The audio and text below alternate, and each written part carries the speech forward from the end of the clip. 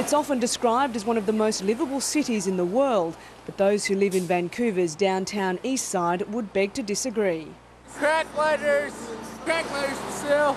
It's the poorest postcode in Canada, where drugs are openly traded and prostitutes, the homeless and mentally ill wander the streets.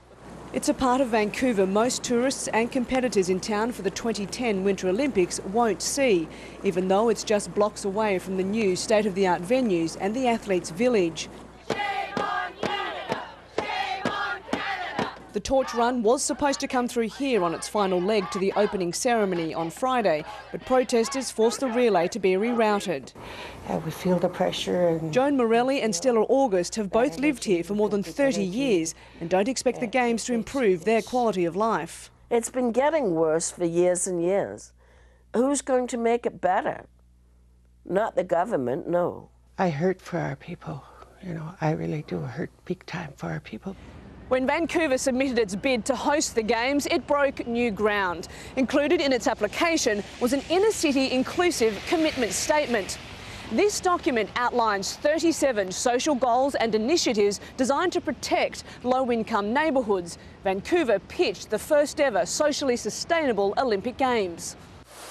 Among the ambitious promises made, no one would be displaced, evicted or made homeless because of the Games. But recent figures show homelessness increased by more than 130% since Vancouver won the hosting rights in 2003. Chris Shaw is a leader of the Olympic Resistance Network, which is intent on disrupting the Games. He says there have been evictions and the inner-city statement is a whitewash.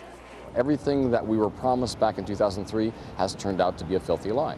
We were promised that all those things would be addressed, none of them were addressed. And in fact, many of us are feeling like we were totally betrayed.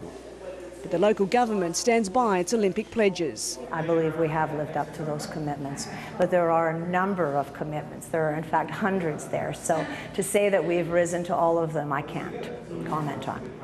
In the face of opposition to the Games here, government officials set up an information centre in the downtown East Side for the media to try to offset negative stories. Critics say the neighbourhood has been robbed of vital money and resources which were poured into the Olympics instead. And essentially it's $8 billion spent on a party, and we don't have the luxury of having a party at this time when we have 3,000 homeless people in the streets. The social and economic problems which define the downtown East Side will continue long after the international spotlight fades and the Olympic flame has been extinguished. Kath Turner, AlJazeera, Vancouver.